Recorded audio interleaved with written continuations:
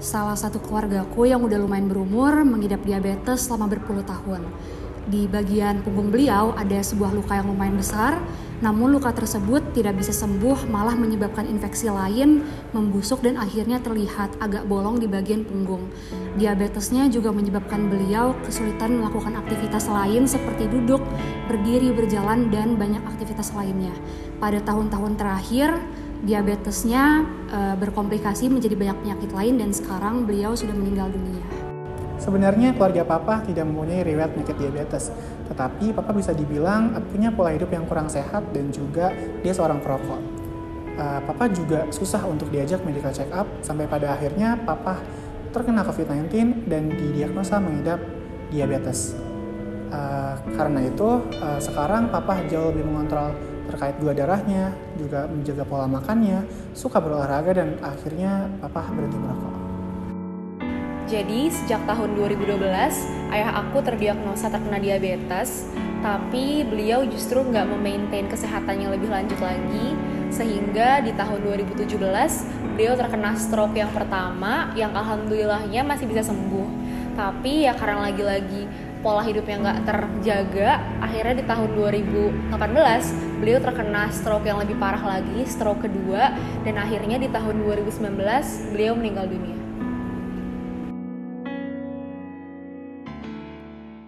Halo semua, perkenalkan, nama aku Patricia Tresnauli dari Fakultas Kesehatan Masyarakat Universitas Indonesia. Nah, pada hari ini nggak terasa nih, kita telah sampai di bulan November. Pada bulan November, lebih tepatnya di tanggal 14, diperingati sebagai Hari Diabetes di Dunia. Oleh karena itu, mari kita cari tahu lebih dalam lagi mengenai diabetes. Want to know more? Let's check this out. Nah, kira-kira teman-teman tahu nggak nih, kalau ternyata dari tahun 2017 sampai 2018, angka penderita diabetes mellitus di Indonesia meningkat dengan sangat pesat dan kabarnya masih terus meningkat sampai tahun 2021. Selain itu, diabetes sendiri telah banyak memakan korban jiwa. Oleh karena itu, mari kita cari tahu lebih lanjut lagi tentang apa sih diabetes itu. Dan hari ini kebetulan aku ditemenin sama seorang kakak yang keren banget nih, yang tentunya akan membantu kita dalam mengetahui lebih lanjut mengenai diabetes. Mungkin boleh perkenalan dulu nih Kak, dengan kakak siapa dan di mana? Halo, salam kenal. Kenalin teman-teman semua, aku Arga. Sekarang sebagai area marketing eksekutif dari Nutrifood Indonesia atau Tropika Naslim untuk area Depok dan Tangerang Selatan. Wah, keren banget. Berarti dari Nutrifood ya Kak? Yups, dari Nutrifood. Ini udah pasti fix banget, hatam banget lah soal diabetes. Nah, mungkin kita bisa kenalin dulu nih Kak ke teman-teman. Kalau apa sih diabetes itu, kan mungkin mereka belum tahu nih kalau ternyata diabetes itu punya banyak jenis atau punya definisi yang berbeda mungkin dari yang selama ini mereka ketahui. Mungkin boleh nih Kak, kira-kira apa sih Kak definisi diabetes itu sendiri? Oke, jadi sebenarnya gue pribadi bisa cukup relate teman-teman dengan masalah diabetes ini karena memang almarhum ayah gue itu diabetes semenjak beliau SMA. Tapi sebelum kita cerita ke sana, gue mau ceritain dulu nih sebenarnya apa sih diabetes itu. Jadi gampangnya adalah diabetes itu adalah sebuah penyakit metabolik gitu ya teman-teman ya, yang ciri-cirinya adalah kadar gula darah kita dalam tubuh itu tinggi banget, yang terjadi karena kelainan sekresi insulin atau kerja insulin atau kedua-duanya. Nah, diabetes sendiri, Patricia, itu tuh terbagi jadi dua jenis.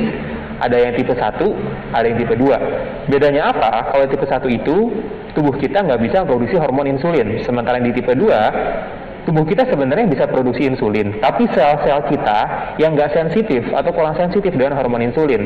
Sehingga pada akhirnya tetap menyebabkan kadar gula dalam darah menjadi tinggi. Gitu. Dan mereka tuh penyebabnya juga beda sih, Patricia gitu. Kalau yang di tipe 1 dia terjadi gara-gara adanya gangguan tuh di dalam tubuh yang namanya autoimun, di mana harusnya antibodi dalam tubuh kita itu melindungi tubuh terhadap infeksi, tapi justru menyerang sel tubuh itu sendiri gitu.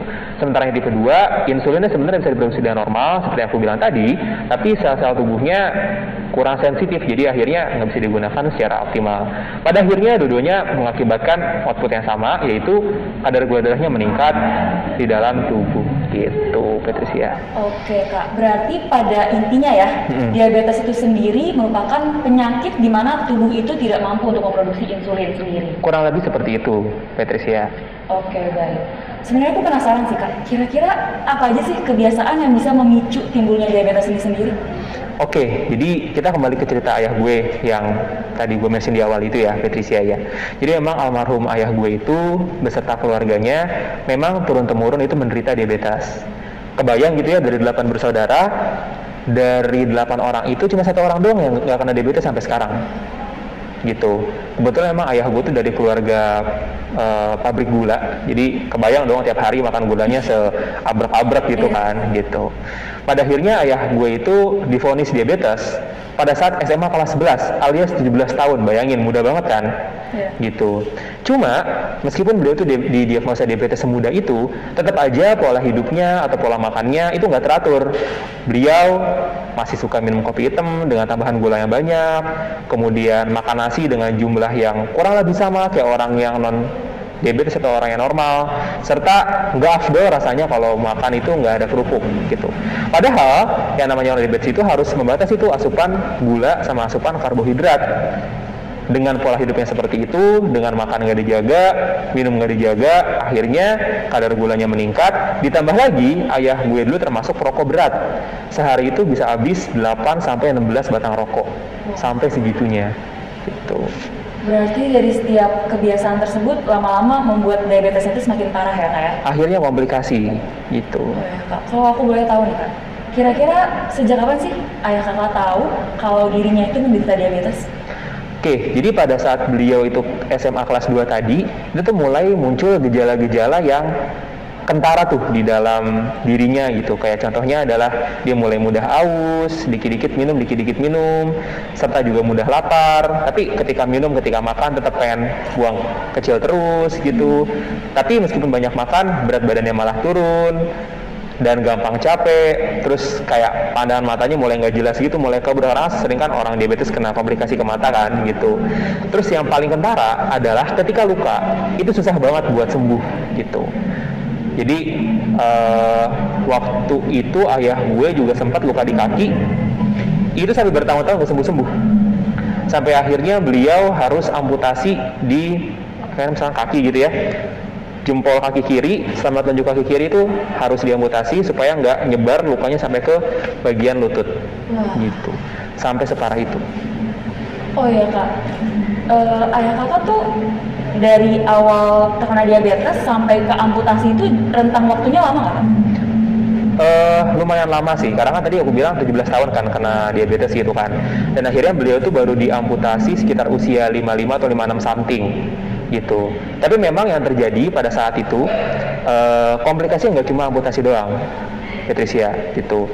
Jadi di beberapa tahun terakhir hidupnya ayah gue itu, beliau ada komplikasi penyakit jantung sama paru-paru.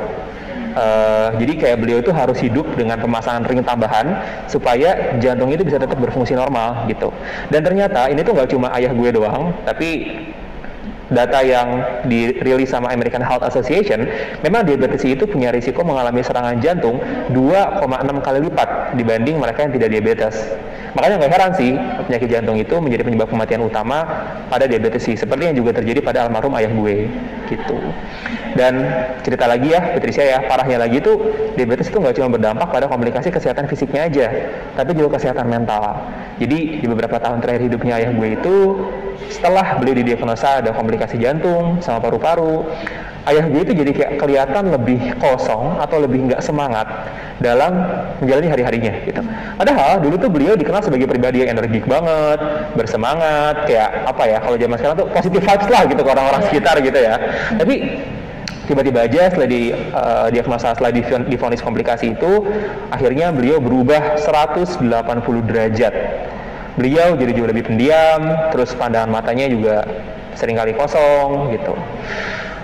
Memang sih beliau nggak pernah didiagnosa sama psikolog ya pada saat itu apa yang terjadi sama diri beliau, tapi kayaknya ini juga selaras dengan penelitian dari Diabetes Smiles bahwa depresi itu dialami oleh lebih dari sepertiga pasien diabetes gitu. Karena hampir setengah dari mereka tuh ngerasa ini tuh ada yang salah sama masa lalu mereka gitu. Jadi komplikasinya kemacam-macam sih, Patricia.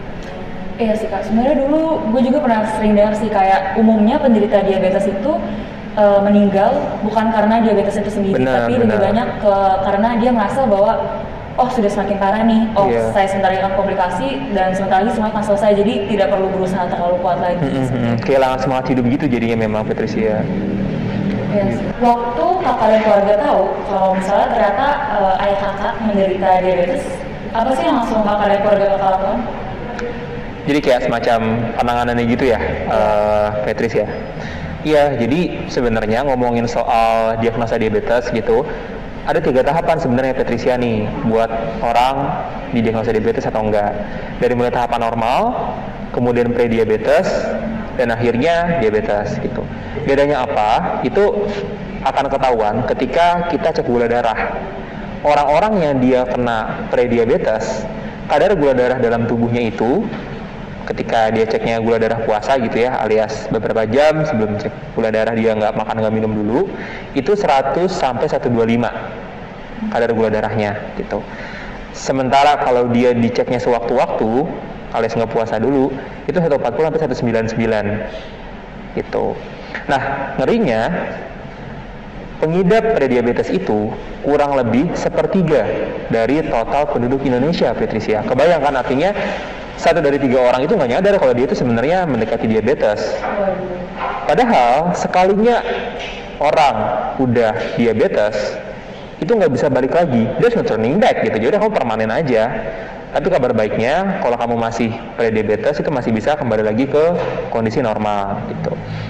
Nah, untuk kasusnya ayah gue, ya unfortunately ya, sayangnya beliau nggak sadar, dan akhirnya beliau udah divonis diabetes duluan gitu. Ya udah, akhirnya apa yang dilakuin sama gue dan keluarga ya cuma penanganan aja gitu. Kayak contohnya beberapa hal yang kita lakuin waktu itu gitu ya buat menangani kondisi beliau. Yang pasti sih selalu cek kadar gula darah sih gitu. Jadi kita secara rutin ngecek gula darah beliau gitu, apakah udah tinggi banget sampai lebih dari 200 atau ya masih tinggi juga, karena nggak mungkin turun sampai di bawah prediabetes kan, tapi masih belum terlalu parah. Karena pernah kejadian sekali waktu itu bokap gue tinggi banget sampai 400 kadar gula darah, dan itu pingsan, di ATM pingsan, literally pingsan teman-teman gitu. Ini yang pertama. Yang kedua tuh cek juga blood pressure atau tekanan darahnya itu 140/90 mmHg gitu. Terus yang ketiga, kontrol kolesterolnya juga. Untungnya sih bokap gue vegan ya, jadi memang nggak makan yang daging-dagingan segala macam itu gitu. Dan yang terakhir, yang kita sayangnya belum berhasil, itu stop smoking sebenarnya. Jadi sebenarnya kalau dirangkum nih ada 3 nih cara buat penanganan diabetes, Patricia, yaitu ABCS. A1C test secara reguler atau tes gula darah ya. A1C itu tes gula darah. Terus blood pressure control below 150 and 90 mmHg.